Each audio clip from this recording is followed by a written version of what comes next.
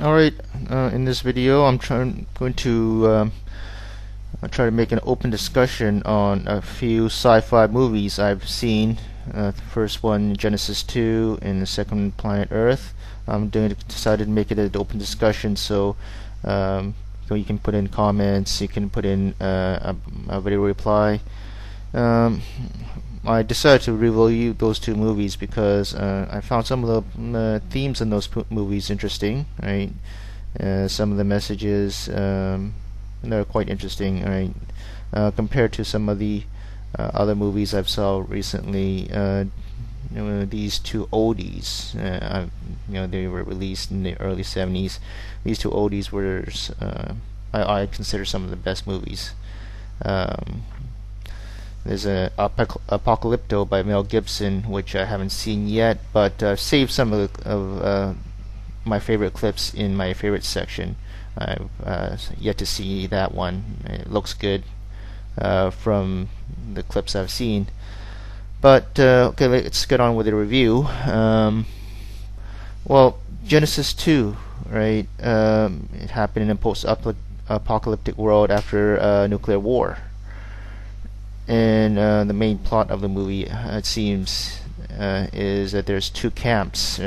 Humanity is divided into two camps, where there's one camp that practices deceit as a virtue, as one member of the Pax camp, say, right?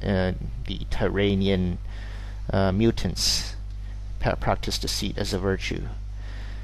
And there's the camp in which the scientists rebelled against the military men and try to preserve the best of previous humanity that was obliterated.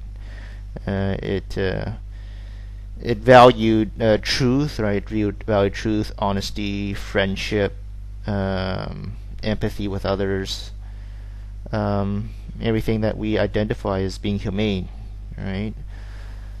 And it's interesting. It's very interesting because we don't really need. It's metaphorical, right? The film Genesis 2 is metaphorical. We don't really need a post-apocalyptic world to see see the character of the world, in which people are divided into honorable, honest people, empathetic, humane, and those who practice deceit as a virtue, as a way of getting ahead, right? And there's the camp, right? I think that people that practice deceit or practice honesty seem to congregate in similar groups, right? Congregate in groups in which they share their common values. So, this open discussion, so put in comments if you want, or post a video reply. I found the movie very interesting, right? And I found that deceit doesn't work, and it might be a good temporary strategy, right, to for a quick gain, right, for a quick spurt in development, right? Just take the slave system or the feudal system, right?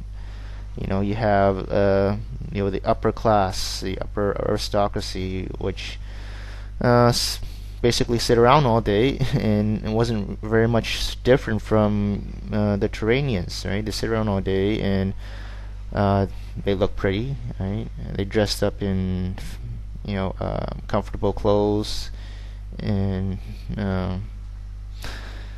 pretty fashion, right? Just looking like a painted bird, right? And they just order people around. They consider themselves superior, but they don't really prove it by practicing what they preach, right? They don't lead by example, right? And that's the main thing, right? In the Pax camp, you have Dylan, you have a lot of learned people there that lead by example. They become teachers of the children there, right? They teach children to acquire skills, right? To be empathetic, to be good human beings, right? To be humane. Uh, while the opposite approach in training camp is to treat those who are less knowledgeable than this quote unquote superior superior human beings unquote, to treat